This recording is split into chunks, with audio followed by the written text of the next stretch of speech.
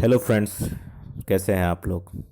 आप लोगों के लिए मैंने एक सोचा है एक ऑडियो बुक शुरू करूं, जिसका पहला शायद मैं कोशिश कर रहा हूं कि पहला जो एपिसोड है वो बहुत जल्दी ही स्टार्ट करूं। और ये बुक मैंने पढ़ा है। ये बुक बहुत ही अच्छी तरह लिखा हुआ बुक है। ये बेसिकली आचार्य रजनीश, जो बहुत बड़े इंडिया के फिलोसफर और जिसको हम ओशो के नाम से भी जानते हैं, उनकी एक बुक है क्रांति सूत्र साक्षी भाव। ये बहुत ही मेरे मेरा फेवरेट बुक है। और इसको पढ़ने के बाद एक बहुत ही संसार को और अपने जीवन को देखने का मेरा नज़रिया ही बदल गया है। तो मैंने चाहा कि जो मुझे पसंद है शायद आप लोगों को भी पसंद आएगा। बुक तो मोटी बुक है। मैं कोशिश करूँगा कि 1 घंटे या आधे घंटे का एक रीडिंग बना बना के आप लोग को यूट्यूब पे मैं प्रोवाइड करूँगा। आप लोग के रिस्पांस से मुझे पता चलेगा कि कैसा है ये, क्योंकि मेरा तो ये मकसद है कि जो अच्छा लगा, जिससे लोगों में एक जो कहते हैं एक आत्मज्ञान हो, क्योंकि हर आदमी के में आत्मा है, ईश्वर बसता है, बस जानने की देरी होती है। सिर्फ जानकारी के अभाव में हम यूं भटकते रहते हैं।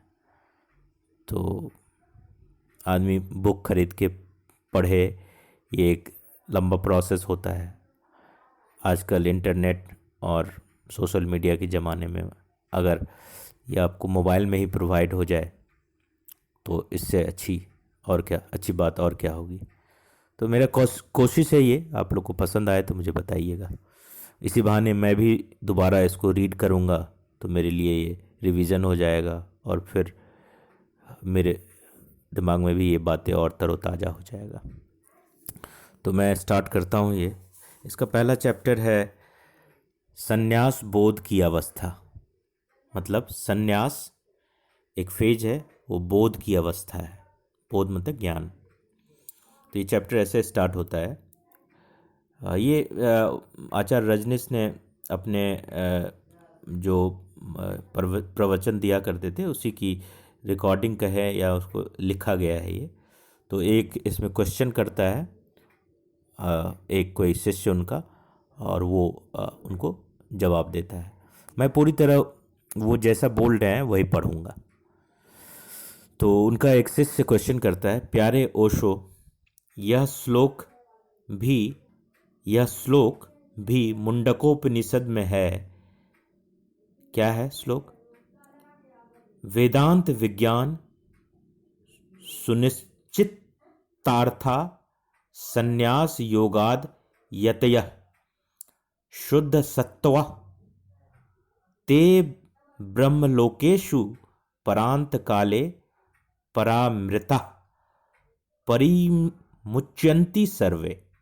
अर्थात वेदांत और विज्ञान, प्रकृति का ज्ञान, इनके द्वारा जिन्होंने अच्छी तरह अर्थ का निश्चय कर लिया है और साथ ही संन्यास और योग के द्वारा जो शुद्ध स्वत्व वाले हो गए हैं, वे प्रयत्नवान ब्रह्मपरायण लोग हैं। मरने पर ब्रह्मलोक में पहुंचकर मुक्त हो जाते हैं। प्यारे ओशो, हमें इस सूत्र को समझाने की अनुकंपा करें। ये बोला गया है। अब ओशो इस सूत्र को समझाने का प्रयास कर रहे हैं। वो क्या कर रहे हैं प्रयास, वो मैं पढ़ रहा हूँ। सहजानंद, यह सूत्र तो मूल्यवान है, लेकिन इसकी जो व्याख्या की गई है अब तक बड़ी मूल्यहीन है। तुमने भी हिंदी में इसका जो अर्थ किया है वह उन्हीं व्याख्याओं पर आधारित है जो गलत है, और गलत व्याख्या बहुत दिनों तक चलती रहे तो ठीक मालूम होने लगती है। पुनरुक्ति का एक सम्मोहन है, जादू है। एडोल्फ हिटलर ने अपनी आत्मकथा मैन कैफ में लिखा है कि झूठ को अगर बार बार दोहराया जाए तो वह सत्य हो जाता है। और उसने ऐसा लिखा ही नहीं, उसने बड़े से बड़े झूठों को सत्य करके दिखा भी दिया। सिर्फ पुनरुक्ति के बल पर दोहराए गए। पहले लोग हंसे, फिर लोग सोचने लगे, धीरे धीरे लोग स्वीकार करने लगे। विज्ञापन की सारी कला ही इस बात पर आधारित है। दोहराए जाओ, फिर चाहे हेमा मालिनी का सौंदर्य हो, चाहे परवीन बॉबी का सबका राज लक्स टॉयलेट साबुन में है। दोहराए जाओ अखबारों में, फिल्मों में, रेडियो पर, टेलीविज़न पर, और धीरे धीरे लोग मानने लगेंगे और एक अचेतन छाप पड़ जाती है। और फिर तुम जब बाजार में साबुन खरीदने जाओगे और दुकानदार पूछेगा कौन सा साबुन, तो तुम सोचते हो कि तुम लक्स टॉयलेट खरीद रहे हो। तुमसे खरीदवाया जा रहा है वह जो तुमने पढ़ा है बार बार। तुम कहते हो लक्स टॉयलेट दे दो। तुम यही सोचते हो, यही मानते हो कि तुमने खरीदा, मगर तुम भ्रांति में हो। पुनरुक्ति ने तुम्हें सम्मोहित कर लिया। नए नए जब पहली दफ़ा विद्युत के विज्ञापन बने तो वो थिर होते थे। थिर मतलब स्थिर होते थे। फिर वैज्ञानिक ने कहा कि थिर का यह परिणाम नहीं होता।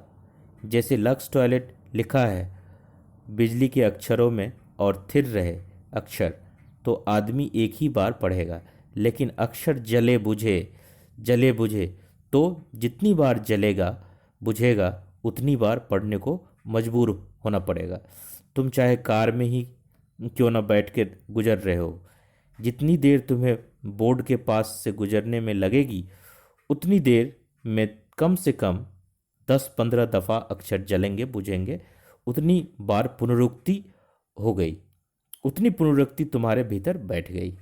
इस तरह के बहुमूल्य सूत्र भी कूड़ा कचरा हो गए हैं, क्योंकि उनके जो अर्थ किए गए 1-2 दिन की पुनरुक्ति नहीं है, हजारों वर्षों की पुनरुक्ति है। इसलिए तुम्हें मेरे साथ एक एक शब्द को पुनः समझना होगा।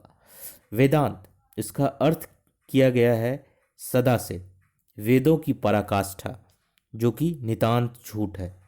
क्योंकि उपनिषद वेदों की पराकाष्ठा नहीं है, वेदों से बगावत है, विद्रोह है उपनिषद यानी वेदांत। लेकिन इस झूठ को इतना दोहराया गया कि उपनिषदों में वेदों की पराकाष्ठा है। जैसे फूलों की गंध होती है, ऐसे वेदों के वृक्षों पर उपनिषद के फूल लगे हैं।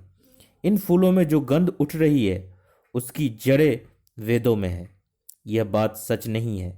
वेदांत का अर्थ होता है जहाँ वेद समाप्त हो गए हैं, जहाँ वेदों का अंत हो गया है।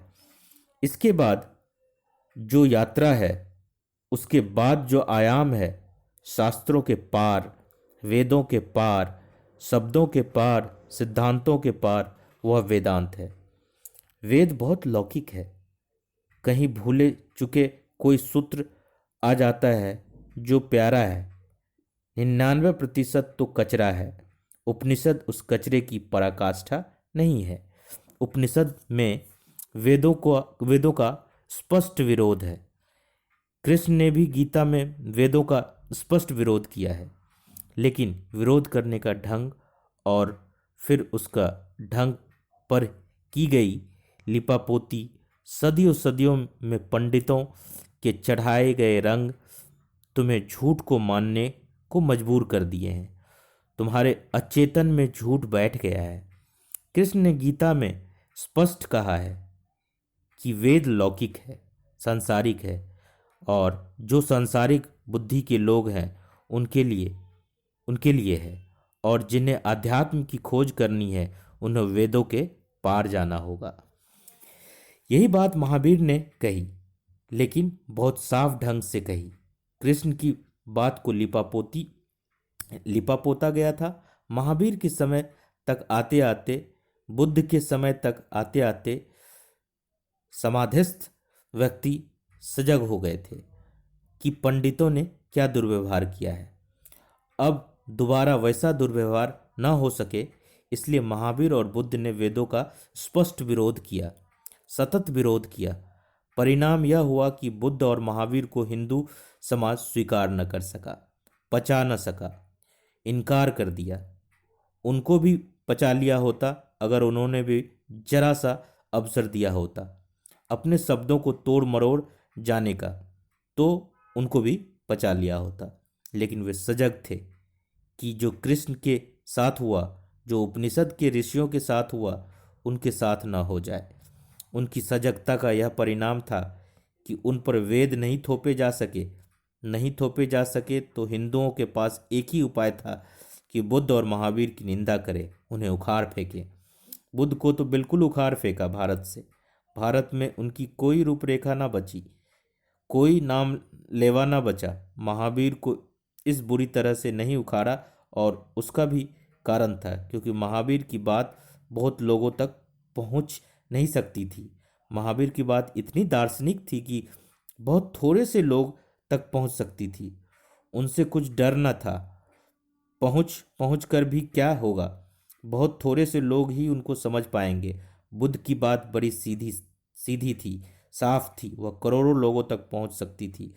उसमें खतरा था। वेदांत का अर्थ तुम समझ लो, वेदों की पराकाष्ठा नहीं। वेदांत का अर्थ सीधा है। जहाँ वेदों का अंत हो जाता है, वेदों की जहाँ मृत्यु हो जाती है, वेदों की राख से जो उठता है वह वेदांत है। वेदों की पराकाष्ठा नहीं है, वेदों से बगावत है, विद्रोह है, और होगी भी यह बगावत, क्योंकि वेद है क्या? अगर तुम वेदों के पन्ने उल्टाओ, कहीं से भी खोल लो वेद को, तो तुम चकित होोगे कि क्यों इन शब्दों को, इन सूत्रों को धर्म का नाम दिया गया है। साधारण आकांक्षाएं हैं। कोई मांग रहा है फसल ज़्यादा हो जाए, कोई मांग रहा है इंद्र से कि वर्षा ज़्यादा हो जाए, कोई मांग रहा है धन धान्य, कोई मांग रहा है उसके गौओं के थनों में दूध ही दूध भर जाए। और इतना ही नहीं, उसके दुश्मनों की गौओं के थन बिल्कुल सूख जाए। मेरे खेत में वर्षा हो, इतना ही नहीं पड़ोसी के खेत में वर्षा हो ही ना। यह इसको भी अध्यात्म कहोगे? यह तो बड़ी निम्न वृत्तियां हैं। मेरे शत्रुओं को नष्ट कर दो हे इंद्र देवता, उन पर बिजली गिरा दो, उसको राख कर दो, इसको अध्यात्म और धर्म कहोगे? यह तो मनुष्य की समान ईर्ष्याएं, शत्रुताएं, हिंसाएं, वैमनस्य उसके ही प्रतीक हैं। जरूर कहीं कहीं कहीं वेद में कोई सूत्र आ जाता है जो बड़ा प्यारा है, लेकिन 100 में से एक बार, 99 बार तो कचरा ही हाथ लगेगा, और इस कचरे में वे हीरे भी खो गए। उपनिषद हीरे ही हीरे हैं, वहाँ कचरा नहीं है। उपनिषद शब्द भी बड़ा प्यारा है, उसे समझो तो वेदांत भी समझ में आ जाएगा। उपनिषद का अर्थ होता है गुरु के पास बैठना। उपनिषद, पास बैठना, बस इतना ही अर्थ है उपनिषद का। गुरु के पास मौन होकर बैठना। जिसने जाना है उसके पास शून्य होकर बैठना, और उस बैठने में ही हृदय से हृदय आंदोलित हो जाता है। उस बैठने में ही सत्संग फल जाता है। जो नहीं कहा जा सकता वह कहा जाता है, जो नहीं सुना जाता वह सुना जाता है। हृदय की वीणा बज उठती है। जिसने जाना है उसकी वीणा बज रही है। जिसने नहीं जाना, वह अगर पास सड़क आए तो उसके भी तारों में भी टंकार हो जाती है। संगीतज्ञों का यह अनुभव है। अगर एक ही कमरे में, खाली कमरे में सिर्फ 2 वीणाएं रखी जाए, द्वार दरवाजे बंद हो और एक वीणा पर वीणादायक तार छेड़ दे, संगीत उठा दे, तो दूसरी वीणा जो कोने में रखी है, जिसको उसने छुआ भी नहीं है, उस वीणा के तार भी झंकृत होने लगते हैं। एक वीणा बजती है तो हवाओं में आंदोलन हो जाता है, हवाओं में संगीत लहरी फैल जाती है, स्पंदन हो जाता है। वह स्पंदन जिस वीणा को छुआ भी नहीं है, उसके भीतर भी सोए संगीत में हलचल मचा देता है। इसके तार भी जैसे नींद से जग जाते हैं, जैसे सुबह हो गई हो। आज से 150 वर्ष पहले एक वैज्ञानिक ने पहली दफा इस सिद्धांत को खोजा। वह इसे कोई नाम न दे सका, फिर अभी कुछ वर्षों पहले, कोई 40 वर्ष पहले, कार्ल गुस्ताव जुंग नाम के बहुत बड़े मनोवैज्ञानिक ने इसे नाम दिया सिंक्रोनिसिटी। जिस वैज्ञानिक ने पहली दफा यह खोज की थी, वह एक पुराने किले में मेहमान था, एक राजा के घर मेहमान था, और जिस कमरे में वह था, दो घड़ियां उस कमरे में एक ही दीवार पर लटकी हुई थी, पुराने डब की घड़ियां। मगर वह हैरान हुआ यह बात जानकर कि उनका पेंडुलम एक साथ घूमता है। मिनट और सेकंड भी भिन्न नहीं है, सेकंड सेकंड वे एक साथ चलती है। इन दोनों घड़ियों के बीच उसे कुछ ऐसा तालमेल दिखाई पड़ा। वैज्ञानिक था, सोच में पड़ गया कि इस तरह की दो घड़ियां उसने देखी नहीं जिनमें सेकंड का भी फर्क ना हो। तो उसने एक काम किया कि यह संयोग हो सकता है। उसने एक घड़ी बंद कर दी रात को और दूसरे दिन सुबह शुरू की, और दोनों के बीच कोई 3-4 मिनट का फासला रखा। 24 घंटे पूरे होते होते दोनों घड़ियां फिर साथ साथ डोल रही थी, बराबर सेकंड सेकंड सेकंड करीब आ गए थे। पेंडुलम फिर साथ साथ लयबद्ध हो गए थे। तब तो वह चमत्कृत हो गया। राज क्या है? आया था दिन 2 दिन के लिए, लेकिन सप्ताहों रुका, जब तक राज न खोज लिया। राज यह था कि वह जिस दीवार पर लटकी थी, उस पर कान लगाकर वह सुनता रहा कि क्या हो रहा है। तब उसे समझ में आया कि एक घड़ी की टिक टिक, जो बड़ी घड़ी थी, उसकी टिक टिक दीवार के द्वारा दूसरी घड़ी के पेंडुलम को भी संचालित कर रही थी। उसमें एक लयबद्धता पैदा कर रही थी। और बड़ी घड़ी इतनी सख्त बलशाली है कि छोटी घड़ी करे भी तो क्या करे, वह छोटी घड़ी सहज ही उसके साथ लयबद्ध हो जाती है। उसने इसको सिर्फ लयबद्धता कहा था, लेकिन जुंग ने इसे पूरा वैज्ञानिक आधार दिया और सिंक्रोनिसिटी कहा। और सिर्फ घड़ियों के लिए ही नहीं, जीवन के समस्त आयामों में इस लयबद्धता के सिद्धांत को स्वीकार किया। रहस्यवादी तो इस सिद्धांत से हजारों वर्षों से परिचित है। सत्संग का यही राज है, सिंक्रोनिसिटी। सदगुरु यूं समझो कि बड़ी घड़ी कि बड़ा सितार, शिष्य यूं समझो कि छोटी घड़ी छोटा सितार। और शिष्य अगर राजी हो, श्रद्धा से भरा हो और बड़े सितार के पास सिर्फ बैठ रहे, कुछ न करे, तो भी उसके तार झंकृत हो जाएंगे। उपनिषद का अर्थ है लयबद्धता। उप का अर्थ होता है पास, निषद का अर्थ होता है बैठना। उपनिषद, यही उपासना का अर्थ है। उप आसन, उप मतलब पास, आसन मतलब बैठना है। यही उपवास का अर्थ है, पास बैठना। मगर कैसे अर्थ विकृत हो गए हैं। उपवास का अर्थ हो गया है अनशन, भूखे रहना। उपवास का अर्थ होता है पास वास करना, इतने निकट हो जाना गुरु के। हाँ, कभी कभी यह होगा कि गुरु की निकटता में ऐसा पेट भर जाएगा कि शायद भूखी याद भी ना आए। इसी कारण अनशन की विकृति पैदा हुई है। गुरु के आनंद में डूबकर अगर भोजन की याद न आए तो उपवास, और जबरदस्ती भोजन न किया जाए तो अनशन। अनशन हिंसा है, उपवास प्रेम है। उनमें जमीन आसमान का भेद है। उपासना का अर्थ है पास बैठना, उसका भी गलत अर्थ हो गया है। अब तुम मूर्ति की आराधना कर रहे हो, थाली सजाई हुई हो, आरती बनाई हुई हो, दिए जलाए हुए हो, धूप जलाए हुए हो, और इसको तुम उपासना कह रहे हो। नहीं, उपासना तो केवल सदगुरु के पास बैठना और उसके पास बैठना ही आरती है, आराधना है। उसके पास बैठना ही तुम्हारे भीतर के दिए का जलना है। उसके पास बैठते ही तुम्हारे भीतर धूप जल उठती है, सुगंध उठने लगते हैं। वेदांत पैदा हुआ गुरु शिष्य के अंतरंग सानिध्य में। वेदांत का अर्थ है जहाँ शब्द नहीं है, जहाँ शास्त्र नहीं है, जहाँ सिद्धांत नहीं है, जहाँ वेदों का तो अंत हो गया है। जहाँ शब्द शास्त्र बहुत पीछे छोड़ दिए गए हैं, मन ही पीछे छोड़ दिया गया है। मन में ही शास्त्र हो सकता है, मन के पार तो शास्त्र नहीं हो सकते। वेदांत है मन के पार उड़ान, अमनी दशा। वेदांत है ध्यान, समाधि।